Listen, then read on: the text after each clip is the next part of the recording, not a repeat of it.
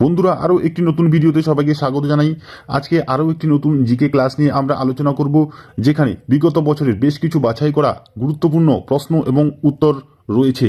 তাই শুরু থেকে শেষ পর্যন্ত অবশ্যই ভিডিওটি মনোযোগ সহকারে দেখার অনুরোধ রইল, কারণ এই ধরনের প্রশ্নই কিন্তু তোমাদের আরআরবি গ্রুপ ডি পরীক্ষা 2025-এর জন্য ভীষণ রকম গুরুত্বপূর্ণ। এই প্রশ্নগুলি কিন্তু তোমাদের পরীক্ষায় আসতে চলেছে, তাই শুরু থেকে শেষ পর্যন্ত অবশ্যই ভিডিওটি মনোযোগ সহকারে দেখবে। তো চলো বন্ধুরা, আর দেরি না করে আমরা ক্লাসটি শুরু করি। আজকে প্রথমে একটি খুবই গুরুত্বপূর্ণ প্রশ্ন রয়েছে আরআরবি গ্রুপ ডি বিগত বছরে একটি আসা প্রশ্ন। দেখো কি বলেছে, ওজোন স্তর বায়ুমণ্ডলের কোথায় অবস্থান করে? ওজোন স্তর বায়ুমণ্ডলের কোথায় অবস্থান করে? ট্রপোস্ফিয়ার, ট্রপোপজ, স্ট্র্যাটোস্ফিয়ার, ফটোস্ফিয়ার, কোন অপশনটি সঠিক হবে? এই প্রশ্নের সঠিক উত্তরটি হবে অপশন সি, স্ট্র্যাটোস্ফিয়ার। ওজোন স্তর বায়ুমণ্ডলের স্ট্র্যাটোস্ফিয়ারে অবস্থান করে। এবং এর পাশাপাশি কিন্তু এই স্ট্র্যাটোস্ফিয়ার সম্পর্কে আরও বেশ কিছু গুরুত্বপূর্ণ তথ্য রয়েছে, এবং এখান থেকেও কিন্তু প্রশ্ন আসে। অবশ্যই কিন্তু এগুলি জেনে রাখতে হবে। দেখো বন্ধুরা, এই স্ট্র্যাটোস্ফিয়ারকে কিন্তু শান্ত মণ্ডল বলা হয়।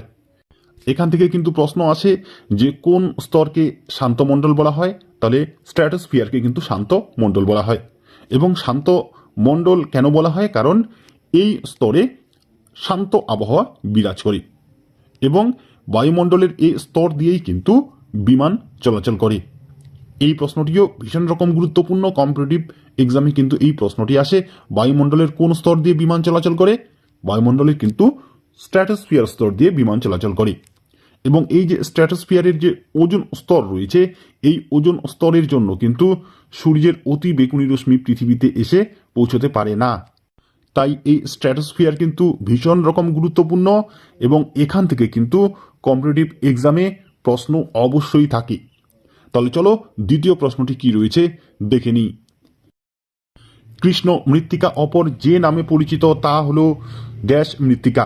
তাহলে কৃষ্ণ মৃত্তিকা অপর কি নামে পরিচিত? ভাঙ্গর, হিউমাস, স্ফটিক আকার, রেগুর, কোন অপশনটি সঠিক হবে? বন্ধুরা, এই প্রশ্নের সঠিক উত্তরটি হবে অপশনটি রেগুর মৃত্তিকা। কৃষ্ণ মৃত্তিকা অপর যে নামে পরিচিত তা হলো রেগুর মৃত্তিকা। কৃষ্ণ মৃত্তিকা বা কালো মৃত্তিকা রেগুর মৃত্তিকা নামেও পরিচিত। এবং এই কৃষ্ণ মৃত্তিকা বা রেগুর মৃত্তিকা তুলো চাষের জন্য উপযোগী এক প্রকার মৃত্তিকা। এবারে প্রশ্ন, ছোটনাগপুর মালভূমির মধ্য দিয়ে ড্যাশ নদী প্রবাহিত। ছোটনাগপুর মালভূমির মধ্য দিয়ে কোন নদী প্রবাহিত? মেঘনা, দামোদর, তুঙ্গভদ্রা, ভীমা, কোন অপশনটি সঠিক হবে? এই প্রশ্নের সঠিক উত্তরটি হবে অপশন বি, দামোদর। ছোটনাগপুর মালভূমির মধ্য দিয়ে দামোদর নদ প্রবাহিত। অপশন বি হবে সঠিক উত্তর।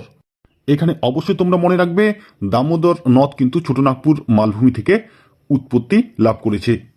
এর পাশাপাশি আরও একটি নদীর নাম অবশ্যই তোমরা মনে রাখবে, কোয়েল নদী এই ছোটনাগপুর মালভূমি থেকেই কিন্তু উৎপত্তি লাভ করেছে। তাহলে কোয়েল এবং দামোদর খুবই গুরুত্বপূর্ণ। যদি প্রশ্ন আসে এই দুটি নদী দিয়েই কিন্তু প্রশ্ন থাকবে। তাহলে কোয়েল নদী এবং দামোদর নদী, এই দুটি নদী ছোটনাগপুর মালভূমির মধ্য দিয়ে প্রবাহিত হয়েছে। পরের প্রশ্নটি দেখো, ভারতীয় সংবিধানের দ্বিতীয় অংশে কি উল্লেখ আছে? নাগরিকত্ব, প্রস্তাবনা, মৌলিক অধিকার, কেন্দ্র ও তার অঞ্চলসমূহ। ভারতীয় সংবিধানের দ্বিতীয় অংশে কি উল্লেখ আছে? তোমাদের সংবিধান থেকে কিন্তু অবশ্যই 2-3টি প্রশ্ন থাকবে। এই সংবিধান বিষয়ক একটি ক্লাস কিন্তু আমরা ইতিমধ্যেই করেছি, অবশ্যই কিন্তু তোমরা দেখে নিবি। বন্ধুরা, এই প্রশ্নের সঠিক উত্তরটি হবে অপশন এ, নাগরিকত্ব। ভারতীয় সংবিধানের দ্বিতীয় অংশে নাগরিকত্ব বিষয়ে কিন্তু আলোচনা করা হয়েছে। অপশন এ হবে সঠিক উত্তর। পরের প্রশ্নটি দেখো কি রয়েছে। ভারতের মোট আয়তনের 40% কোন ধরনের মৃত্তিকা দ্বারা গঠিত? ভারতের মোট আয়তনের 40% কোন ধরনের মৃত্তিকা দ্বারা গঠিত? লাল ও হলুদ মাটি, ল্যাটেরাইট মৃত্তিকা, কৃষ্ণ মৃত্তিকা, পলল মৃত্তিকা, কোন অপশনটি সঠিক হবে? ভারতের মোট আয়তনের 40% কোন ধরনের মৃত্তিকা দ্বারা গঠিত? এই প্রশ্নের সঠিক উত্তরটি হবে অপশন ডি, পলল মৃত্তিকা। ভারতের মোট আয়তনের 40% পলল মৃত্তিকা দ্বারা গঠিত। পরের প্রশ্ন, এবারের প্রশ্ন দেখো, রিয়াল কোন দেশের মুদ্রা? রিয়াল কোন দেশের মুদ্রা? দক্ষিণ আফ্রিকা, ব্রাজিল, ঘানা, কম্বোডিয়া, কোন অপশনটি সঠিক হবে? তাহলে বন্ধুরা, আজকে আমরা খুবই গুরুত্বপূর্ণ বাছাই করা প্রশ্ন নিয়ে কিন্তু আলোচনা করছি, যেগুলি তোমাদের আরআরবি গ্রুপ ডি পরীক্ষা 2025-এর জন্য কিন্তু ভীষণ রকম গুরুত্বপূর্ণ। তো এই প্রশ্নটির উত্তর কোনটি হবে? এখানে বন্ধুরা অপশন বি ব্রাজিল হবে সঠিক উত্তর। রিয়াল হলো ব্রাজিলের মুদ্রা, তাই অপশন বি হবে সঠিক উত্তর।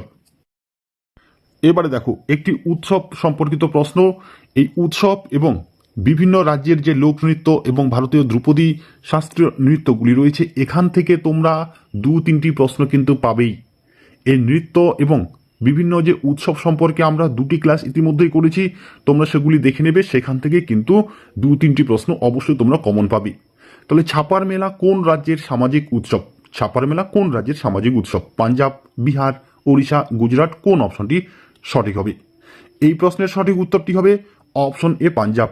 ছাপার মেলা হলো পাঞ্জাব রাজ্যের একটি সামাজিক উৎসব এবং এখানে মনে রাখবে পাঞ্জাবের লুধিয়ানা জেলার ছাপার গ্রামে প্রতি বছর সেপ্টেম্বর মাসে এই সামাজিক উৎসব অনুষ্ঠিত হয়। পরের প্রশ্নটি দেখো কি রয়েছে। এবারে একটি ভীষণ রকম গুরুত্বপূর্ণ প্রশ্ন দেখো, বন্দে মাতরম সঙ্গীতটি বঙ্কিমচন্দ্র চট্টোপাধ্যায়ের কোন উপন্যাস থেকে গৃহীত? আনন্দমঠ, দুর্গেশ নন্দিনী, দেবী চৌধুরানী, কপালকুণ্ডলা, কোন অপশনটি সঠিক হবে? এই প্রশ্নের সঠিক উত্তরটি হবে অপশন এ আনন্দমঠ। বন্দে মাতরম সঙ্গীতটি বঙ্কিমচন্দ্র চট্টোপাধ্যায়ের আনন্দমঠ উপন্যাস থেকে গৃহীত হয়েছে এবং এখানে একটি গুরুত্বপূর্ণ তথ্য মনে রাখবে, এই বন্দে মাতরম সঙ্গীতটি 1882 খ্রিস্টাব্দে আনন্দমঠ উপন্যাসে প্রথম প্রকাশিত হয়েছিল। এই সালটি দিয়েও কিন্তু প্রশ্ন আসে, তাই এই সালটি তোমরা অবশ্যই মনে রাখবে। 1882 খ্রিস্টাব্দে আনন্দমঠ উপন্যাসে এই বন্দে মাতরম গানটি প্রথম প্রকাশিত হয়েছিল এবং এই বন্দে মাতরম হল ভারতের জাতীয় গান। পরের প্রশ্নটি দেখো, বায়ুমণ্ডলে কার্বন ডাই অক্সাইডের পরিমাণ হল 71%, 21%, 0.4%, 0.3%, কোন অপশনটি সঠিক হবে? বায়ুমণ্ডলে কার্বন ডাই অক্সাইডের পরিমাণ কত? এই প্রশ্নের সঠিক উত্তরটি হবে অপশন সি 0.4%। বায়ুমণ্ডলে কার্বন ডাই অক্সাইডের পরিমাণ হল 0.4%। অপশন সি হবে সঠিক উত্তর। পরের প্রশ্নটি দেখো, অন্ধ্রপ্রদেশ ভারতের একটি উপকূলীয় রাজ্য এবং এটি ড্যাশে অবস্থিত। অন্ধ্রপ্রদেশ ভারতের একটি উপকূলীয় রাজ্য, সেটি কোন দিকে অবস্থিত? দক্ষিণ পূর্ব, পশ্চিম, দক্ষিণ পশ্চিম, উত্তর, কোন অপশনটি সঠিক হবে? বন্ধুরা এই প্রশ্নের সঠিক উত্তরটি হবে অপশন এ দক্ষিণ পূর্ব। ভারতের অন্ধ্রপ্রদেশ যে উপকূলীয় রাজ্যটি রয়েছে সেটি দক্ষিণ পূর্ব দিকে অবস্থিত। পরের প্রশ্ন, যখন ব্যারোমিটারের পাঠ হঠাৎ করে কমে যায় তখন এটা ইঙ্গিত দেয় যে আবহাওয়া খুবই গরম হবে, খুবই আরামদায়ক হবে, চরম ঠান্ডা হবে, চরমভাবে ঝড় হবে। তাহলে কোন অপশনটি সঠিক হবে? ব্যারোমিটারের পাঠ হঠাৎ যদি কমে যায় তাহলে কিসের ইঙ্গিত দেয়? এই প্রশ্নের সঠিক উত্তরটি হবে অপশন ডি, চরমভাবে ঝড় হবে। ব্যারোমিটারের পাঠ যদি হঠাৎ করে কমে যায় তবে এটি ইঙ্গিত দেয় যে চরমভাবে ঝড় হবে, তাই অপশন ডি হবে এখানে সঠিক উত্তর। চলো পরের প্রশ্নটি কি রয়েছে দেখে নিই। ভারতের কোন রাজ্যে ক্রান্তীয় চিরসবুজ অরণ্য দেখা যায়? ভারতের কোন রাজ্যে ক্রান্তীয় চিরসবুজ অরণ্য দেখা যায়? কেরালা, গুজরাট, উত্তরপ্রদেশ, রাজস্থান, কোন অপশনটি সঠিক হবে? এই প্রশ্নের সঠিক উত্তরটি হবে অপশন এ কেরালা। ভারতের কেরালা রাজ্যে ক্রান্তীয় চিরসবুজ অরণ্য দেখা যায়। ভারতীয় সংবিধানের কোন ধারায় জীবনের অধিকার সম্পর্কে আলোচনা করা হয়েছে? ভারতীয় সংবিধানের কোন ধারায় জীবনের অধিকার সম্পর্কে আলোচনা করা হয়েছে? আর্টিকেল 20 অর্থাৎ 20 নম্বর ধারা, আর্টিকেল 34, আর্টিকেল 32, আর্টিকেল 21। তাহলে কোন অপশনটি সঠিক হবে? সংবিধানের কোন ধারায় জীবনের অধিকার সম্পর্কে আলোচনা করা হয়েছে? এই প্রশ্নের সঠিক উত্তরটি হবে অপশন ডি আর্টিকেল 21, অর্থাৎ ভারতীয় সংবিধানের 21 নং ধারায় জীবনের অধিকার সম্পর্কে আলোচনা করা হয়েছে। পরের প্রশ্নটি দেখো কি রয়েছে। জয় জওয়ান জয় কিষান স্লোগানটি কে দেন? জয় জওয়ান জয় কিষান স্লোগানটি কে দেন? খুবই গুরুত্বপূর্ণ একটি প্রশ্ন, বিভিন্ন কম্পিটিটিভ এক্সামে এই প্রশ্নটি আসে এবং আরআরবি গ্রুপ ডি পরীক্ষায় কিন্তু আসা একটি প্রশ্ন। লাল বাহাদুর শাস্ত্রী, জে.পি. নারায়ণ, জে দৌলতরাম, শ্যামাপ্রসাদ, কোন অপশনটি সঠিক হবে? জয় জওয়ান জয় কিষান স্লোগানটি কে দেন? এই প্রশ্নের সঠিক উত্তরটি হবে অপশন এ লাল বাহাদুর শাস্ত্রী। লাল বাহাদুর শাস্ত্রীর বিখ্যাত একটি স্লোগান হলো জয় জওয়ান জয় কিষান। পরের প্রশ্ন, গেটওয়ে অব ইন্ডিয়া কোথায় অবস্থিত? গেটওয়ে অব ইন্ডিয়া কোথায় অবস্থিত? মুম্বাই, চেন্নাই, নতুন দিল্লি, রাজস্থান, কোন অপশনটি সঠিক হবে? এই প্রশ্নের সঠিক উত্তরটি হবে অপশন এ মুম্বাই। ভারতের মুম্বাইয়ে গেটওয়ে অফ ইন্ডিয়া অবস্থিত। পরের প্রশ্নটি দেখো, নিচের কোন সূত্রটি বৈদ্যুতিক প্রবাহের তাপীয় ফলের সাথে জড়িত? নিচের কোন সূত্রটি বৈদ্যুতিক প্রবাহের তাপীয় ফলের সাথে জড়িত? জুলের সূত্র, ওহমের সূত্র, ফ্যারাডের সূত্র, নিউটনের সূত্র। তাহলে কোন সূত্রটি বৈদ্যুতিক প্রবাহের তাপীয় ফলের সাথে জড়িত? বন্ধুরা, এই প্রশ্নের সঠিক উত্তরটি হবে অপশন এ, জুলের সূত্র। জুলের সূত্রটি বৈদ্যুতিক প্রবাহের তাপীয় ফলের সাথে জড়িত। অপশন এ হবে সঠিক উত্তর। পরের প্রশ্ন, 1813 সালের ইস্ট ইন্ডিয়া কোম্পানি আইন কি নামে পরিচিত? 1813 সালের ইস্ট ইন্ডিয়া কোম্পানি আইন কি নামে পরিচিত? এই প্রশ্নের সঠিক উত্তরটি হবে অপশন বি, চার্টার আইন। 1813 সালের ইস্ট ইন্ডিয়া কোম্পানি আইন চার্টার আইন নামে পরিচিত। এবারের প্রশ্ন, কোন সালে মহাত্মা গান্ধীকে হত্যা করা হয়েছিল? কোন সালে মহাত্মা গান্ধীকে হত্যা করা হয়েছিল? 1948, 1949, 1950, কোনটিই নয়। তাহলে কোন সালে মহাত্মা গান্ধীকে হত্যা করা হয়েছিল? এই প্রশ্নের সঠিক উত্তরটি হবে অপশন এ, 1948 খ্রিস্টাব্দ। 1948 খ্রিস্টাব্দে মহাত্মা গান্ধীকে হত্যা করা হয়েছিল। পরের প্রশ্ন, জৈন ধর্মের প্রথম তীর্থঙ্কর কি? জৈন ধর্মের প্রথম তীর্থঙ্কর কি? নেমিনাথ, বর্ধমান মহাবীর, পার্শ্বনাথ, ঋষভনাথ। কোন অপশনটি সঠিক হবে? জৈন ধর্মের প্রথম তীর্থঙ্কর কে? এই প্রশ্নের সঠিক উত্তরটি হবে অপশন ডি, ঋষভনাথ। ঋষভনাথ হলেন জৈন ধর্মের প্রথম তীর্থঙ্কর। বন্ধুরা, তোমাদের আরআরবি গ্রুপ ডির পরীক্ষার জন্য কিন্তু জৈন ধর্ম এবং বৌদ্ধ ধর্ম, এই দুটি ধর্ম সম্পর্কিত যে প্রশ্নগুলো রয়েছে সেখান থেকে দুটি প্রশ্ন কিন্তু অবশ্যই তোমরা পেয়েই যাবে। তাই এই দুটি বিষয় তোমরা ভালোভাবে পড়ে নেবে। এবারের প্রশ্ন দেখো, কোন বেদে সঙ্গীত ও মন্ত্র নিয়ে আলোচনা করা হয়েছে? সামবেদ, যজুর্বেদ, অথর্ববেদ, ঋগ্বেদ। কোন অপশনটি সঠিক হবে? কোন বেদে সঙ্গীত ও মন্ত্র নিয়ে আলোচনা করা হয়েছে?